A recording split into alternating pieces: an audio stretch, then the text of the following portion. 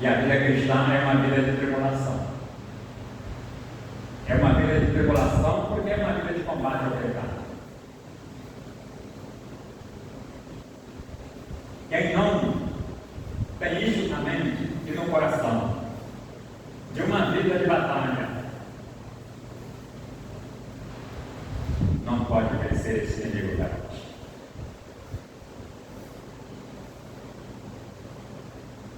O profeta Moisés é um dos homens bíblicos que nos dá a profunda lição de vida, de alguém que lutou contra o mal, de alguém que foi lavado no mar da graça de Deus. Ele teve 3 períodos de vida de 40 anos. O primeiro período de vida de Moisés foi vivido nas universidades egípcias. E ele se tornou um homem muito intelectual. Segundo a Bíblia, conhecedor de todas as ciências egípcias. E para quem não sabe, o Egito era o país, a nação mais civilizada, mais intelectualizada dos dias de Moisés. Muitas coisas que chegaram na Europa depois, chegaram dos egípcios. Aqueles que são mais estudiosos sabem que a biblioteca de Alexandria, que ficava no Egito, era o centro da intelectualidade do mundo antigo. Pois bem, nesses primeiros 40 anos de Moisés, ele viveu ali como um homem forte, autossuficiente. Forte aos olhos do mundo, autossuficiente na sua intelectualidade. Depois do segundo período, ele, valente soldado, se torna um pobre pastor de Deus. E foi lá, na solidão, como que no fracasso, que Deus o encontrou lá em Midian. O último período da vida dele, os 40 anos restantes, ele se tornou um homem de oração. Tão profundo homem de oração, que foi capaz de ver a glória de Deus. Deus abençoe, meus amigos e meus irmãos, aquele que já experimentou o fracasso e derrota na sua vida. Aquele cujo coração é dolorido. Deus abençoe esse homem, essa mulher que passou por essas lutas e que foi achado por Deus.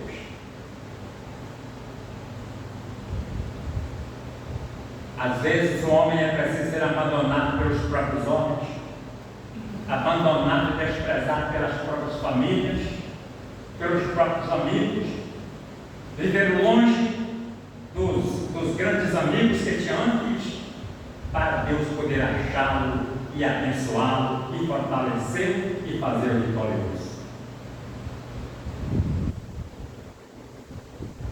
É no fracasso que muitas vezes, e na derrota, que o homem encontra Deus de forma mais pungente, mais vitoriosa.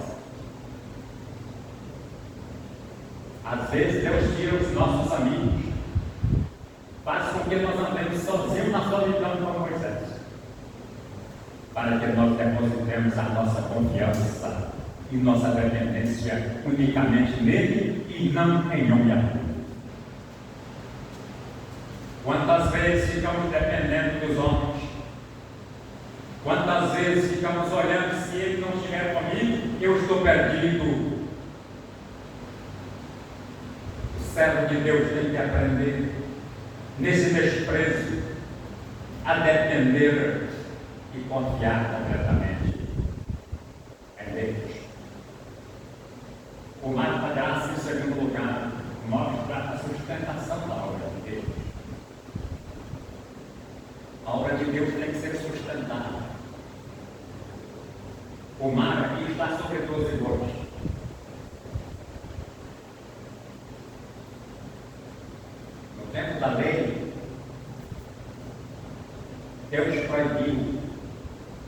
boi lavrado com jumento. Era jugo decimal.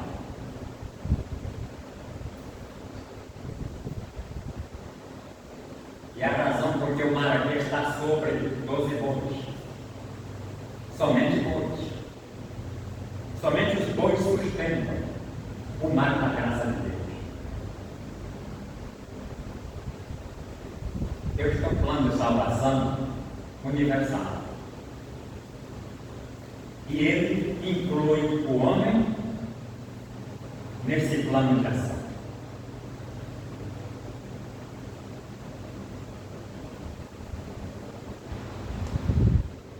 Se o pastor é boi, os oficiais da igreja também precisam ser bois. Não dá para um pastor que é boi trabalhar com diáconos, com professor de escola dominical, com líderes de departamentos que não sejam bois. Vai dar errado. Boi tem que trabalhar com bois. E isto aqui não exclui as mulheres. É difícil para um pastor que é boi trabalhar com outras pessoas que não são bois.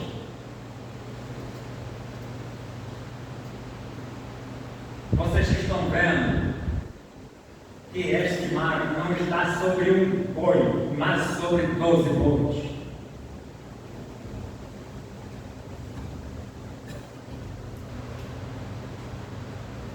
A obra de Deus tem que ser sustentada por homens,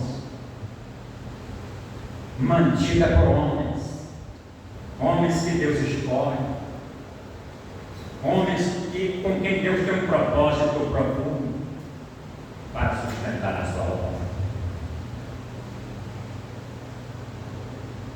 Nós estamos vivendo dias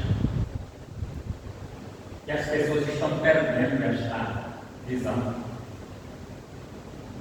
Pessoas crentes e pessoas descrentes estão impressionadas, muitas delas com dinheiro, fortunas, carros caríssimos, diamantes, títulos universitários, poder, fama, e só falam nisto. Dorme com isto, toma o café da manhã com isto, almoça com isto, janta com isto, vem para a igreja com isto. Deveriam antes estar impressionados com a misericórdia de Deus por suas próprias vidas. Quão depressa Deus põe fim a essas ilusões. Louco, disse Jesus, esta noite te perderão a tua alma. Pequeno vaso cerebral que entrar em ruptura, uma pequena artéria que for entupida, e eis o mundano, esse impressionado, imobilizado, paralítico, ou então morto imediatamente. Quando depressa Deus põe fim a essas ilusões.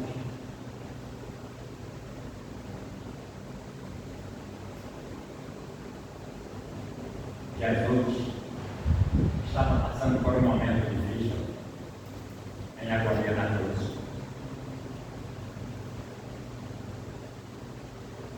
E ali, segundo o Evangelho segundo João, todos os apóstolos o abandonaram quando ele foi crucificado.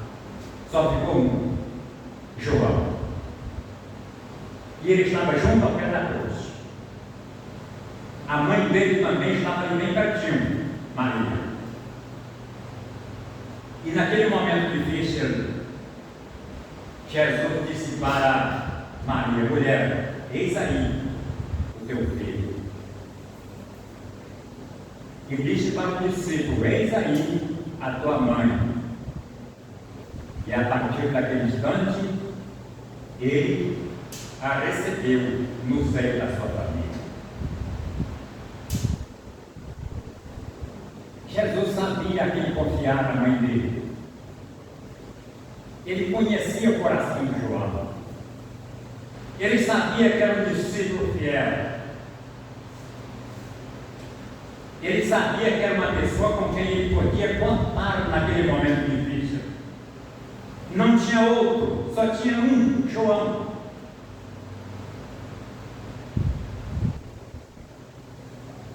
Às vezes, irmãos, a igreja de Deus, esta ou aquela outra, passa por momentos difíceis também.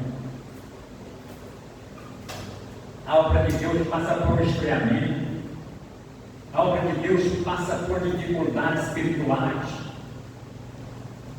E tantas outras dificuldades que parece que vai fechar as portas.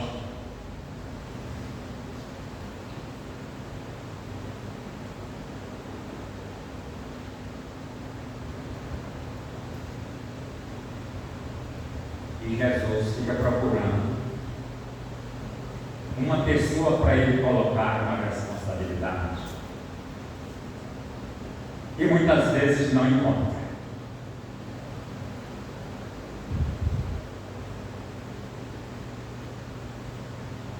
Os irmãos têm notado como o esfriamento espiritual, por causa de pecado, também tem invadido as igrejas. E ninguém enxerga isso, então a igreja tenta modificar o seu jeito, tenta imitar o mundo para poder atrair gente, mas não resolve. A igreja tenta imitar o sistema da sociedade secularizada e acompanha esse sistema e tenta ver se isso ajuda, mas não resolve. Faz festas de comilanças, mas não resolve. Porque não é assim que a obra de Deus é feita.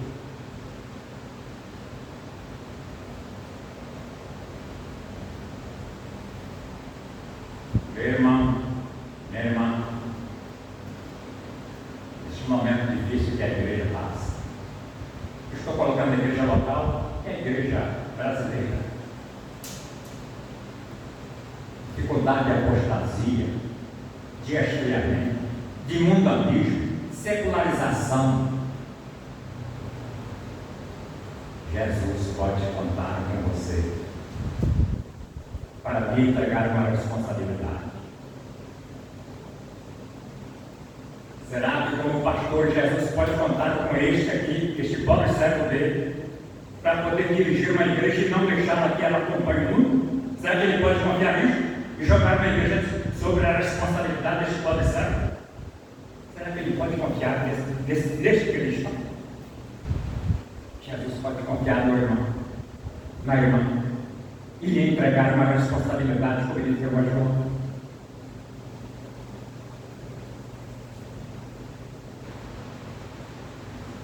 O Mar da Graça, terceiro lugar e último, aponta os lugares para a pregação do Santo Evangelho. Pois estavam ambas para dentro e os olhares voltados para fora. 3 olhavam para o norte. 3 para o ocidente. 3 para o sul do mundo. E 3 para o oriente, nascer do sol. Deus estava mostrando com isso que o plano salvífico é universal. Estava com quem dirigindo. Quando vocês virem estimar aqui dentro do templo em Jerusalém, fiquem sabendo que o mundo, os 4 cantos do mundo, precisa ouvir o Santo Evangelho de Jesus.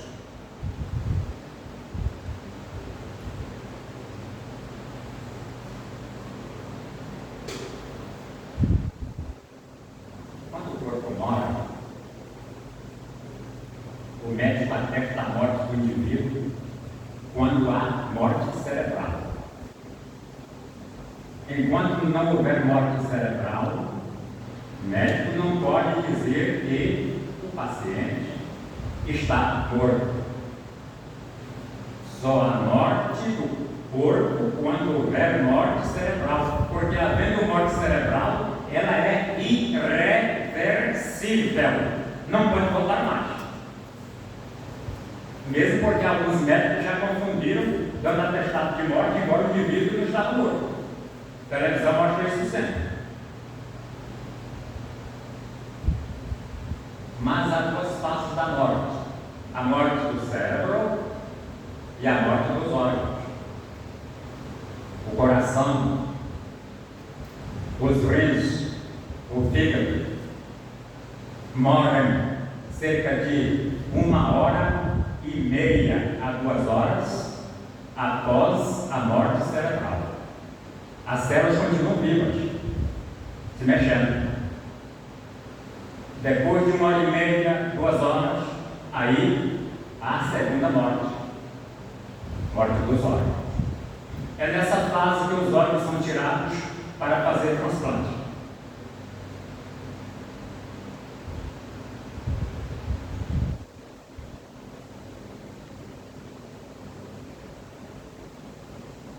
Irmãos, há igrejas que já morreram cerebralmente. Elas estão mexendo os pés, estão mexendo as mãos, estão respirando um pouco, mas já houve morte cerebral. Estão mortas. Elas tentam mexer com assistência social, tentam sobreviver com piquenique, tentam sobreviver com um outro evento, mas já estão mortas cerebralmente.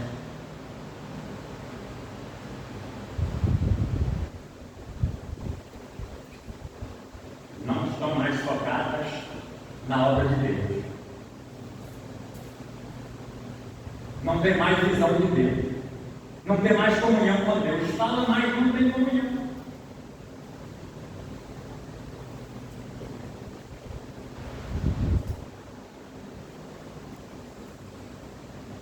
Jesus falou de uma igreja chamada Sardes, uma igreja que ele não se incomodava com o mundo, não incomodava o mundo. Ela está na Turquia hoje. Aquela igreja, ao invés de influenciar o mundo para Cristo, ela é que era influenciada para o mundo. Falhou em ser igreja de Cristo. E Jesus faz uma crítica severa. Tens nome de que vives, mas está morto.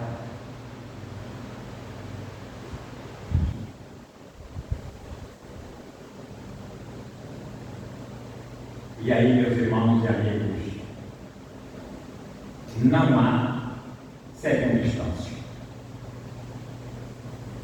Não há recurso. Se ele diz que está morta, não tem para quem essa igreja apelar e se desculpar.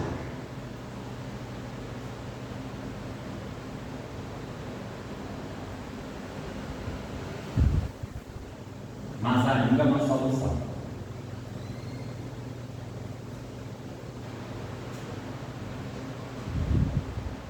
Essas igrejas precisam voltar de joelhos e com lágrimas aos pés de Jesus. Só tem um jeito da igreja ser viva, é andar de joelhos e com lágrimas aos pés de Jesus. Se ela abandonar esta atitude, é morte na certa. Bastante doente, idoso, o general Couto de Magalhães, lá de Diamantina, em conferência, em palestra com particular com um amigo, ele dizia: doutor, o homem não é qualquer animal. Ainda que tenha vivido a vida toda na indiferença espiritual, na indiferença religiosa. Não deve morrer nessa indiferença. Deve se reconciliar com Deus.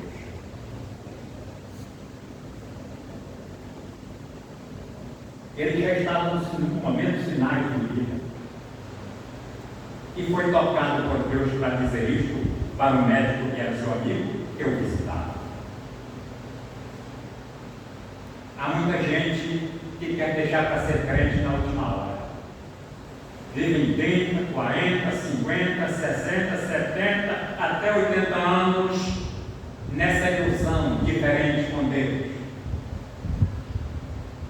E muitas dessas pessoas morrem sem encontrar Deus, sem se reconciliar com Deus.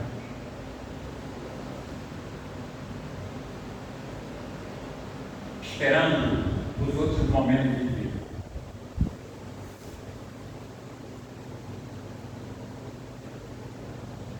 Para concluir, o mar da graça de Deus está sobre os ombros da igreja. A igreja é responsável de levar esse mar da graça para os quatro cantos da terra. O homem, todo homem nasce pecador. Seja ele quem for, nenhum homem chega a este mundo sem nascer pecador. E é preciso nascer santo. Porque senão jamais verá o rosto de Jesus Cristo, nosso Senhor.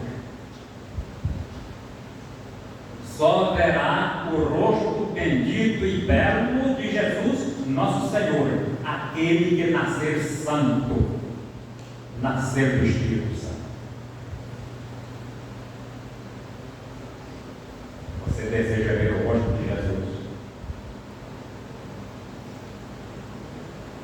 O Jesus tão belo, como dizia o cantor Zato Edgar Martins. Tem essa esperança de ver o rosto de Jesus. Falar com ele, olhar bem de perto nos olhos dele. Então é preciso nascer. Irmãos, só Deus sabe se Ele pode confiar um trabalho na minha vida, na sua vida. Mas é necessário, como membro da Igreja de Cristo, que cada um de nós seja uma pessoa com quem Jesus Cristo pode contar. Se a sua vida tem sido vida de fracasso até o momento, ela pode se consertar a partir de agora. Desde que você queira assumir um compromisso, uma responsabilidade com o reino de Deus e particularmente com a pessoa de Jesus Cristo. Some nisto, pense nisto e fale nisto. Que Ele nos abençoe. Amém. Eu gostaria de cantar para a gente da irmã Nadir o hino 89 para engrandecer o nome do nosso Senhor e Salvador Jesus. Hino 89, quem puder e quiser, fique de pé para que o cantemos.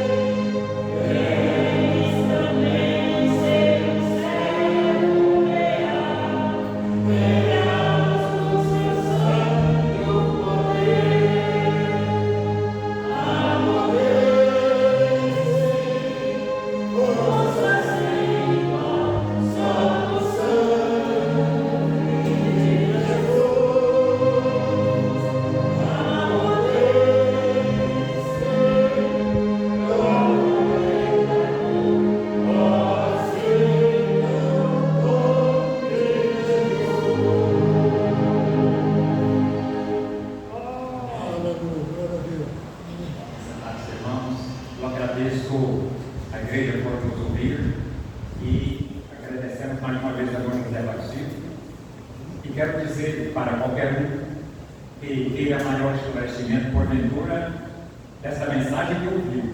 Se quiser conversar conosco, temos aqui à disposição para qualquer outro esclarecimento. Se alguém que é descrente quer entregar a sua vida a Cristo, se alguém que é um crente talvez desviado, está com os pés sujos e precisam ser lavados na bacia por Jesus Cristo, quer reconciliar com Cristo e com sua igreja, pode nos procurar depois e conversar. Muito obrigado a todos. Depois uma palavra, irmão, que eu sei que vai. Muito obrigado.